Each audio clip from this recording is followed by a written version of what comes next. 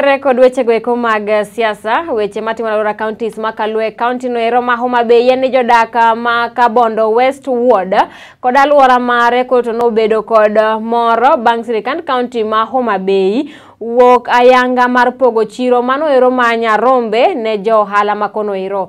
Chiro no ero ma bende osebedo ka en mana papa kuom higni mathoth mokalo bang' piny owacho ma pacho ka indikete tenge kata keto tenge lop no ero ne gero chiro. Ka giloso e kinde makamano ero, ruoth Makasewe mano ero Migosi Moses Odhiambo Ongere onyiso jopiny makono ero ber kod kwe ni lope chiro no ero ibiro pogi kaka owinjore.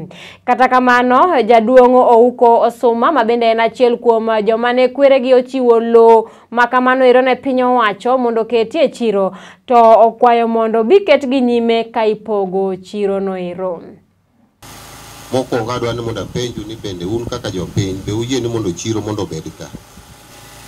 You will take us through mondo wang'e ni major stakeholders of this land lopegi samoro ne gin mag jopiny, families moko no donate gi for public use.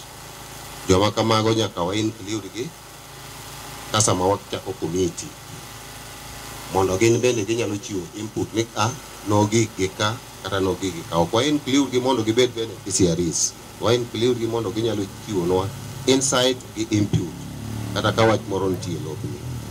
Koro moko kane asome wi got Kimori kacha ne chiro moro ni kanyo matin, kawuono kadhi kanyo ayudo ka en chiro maduong' to mekwa gi ang'ombe ok nyal dhi mbele. Koro yie mondo ukony chiro ni mondo dhi mbele mondo ubed gi dongruok. What are doing? Osewachore ni weche mokelowa ka gin maendeleo. Maendeleo no ema keto kamoro chiro bedo kamoro. Nikech kama onge maendeleo o rache mantiere kaka rach ne ni chichwane.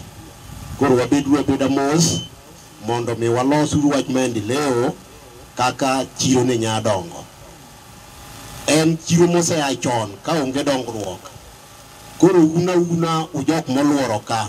Une mokwongo ero gidu. Kusero gidu koka jok ma oko donje. Kitu kingine ningependa kusema ya kuwa hii soko imechukua muda mrefu. Tangu nikuwe mtoto nimeona hii soko na wanasema tunaenda Nyarombe inakuwa kidogo hivi watu wanakuja inakuja inaisha. Inakuwa kidogo hivi watu wanakuwa inakuja inaisha. Nimeona soko nyingi sana ambaye inachukuliwa kama mambo ya kabila moja. Tukiangalia Kadongo saa hii, Kadongo inaendelea kunawili sana. Kwa sababu gani? Ukiangalia ule Oria amekuja huko, amepanua ile soko imeonekana. Na hapa mkisi mwingine akikuja akuwe na nguvu, aweka hata mafuta, aweka hata kitu kingine. Mantiere kama jumani atene ni chiro ne. Neke chuno wanagolo chiro, atena abudo kama luore, toka yudo gik manambe ikikuchocho. Ayudo ka nyingi wuono wachameonge, ka wuono wanopoto ande na to. Kosoka nyal chulo rent. Dogo nyalo chulo. Wago tongi joka ticho kocha, okombe ongelo, ukele ongelo. Jomage na winjo kama da chembo konino pogo barupe kae. Be ni pogo barupe joka ticho monindo tunko, joka ticho ne yudo barupe di. Kwayo ni kiyiero komiti, iyiero kasa be nitie, mwange ni kae giko, to kae giko, chichwane romo eka di. To romo ji adi. To kiyiero komiti, ibiro keto jo komiti elwere jo komiti biro wacho ne ng'ato ni surka chiro to ng'ato ok biye. Sabei e haki amanyalo wacho gimoro e yo makare. To ka kamano jopiny mawuogi kik itam ng'ato winj pa jopiny te. Idhi go te to kitamo jomoko to jomoko biro ng'ur. Ise biro ni mondo iwinj wach. Winja wach gite. Karibu watu 6.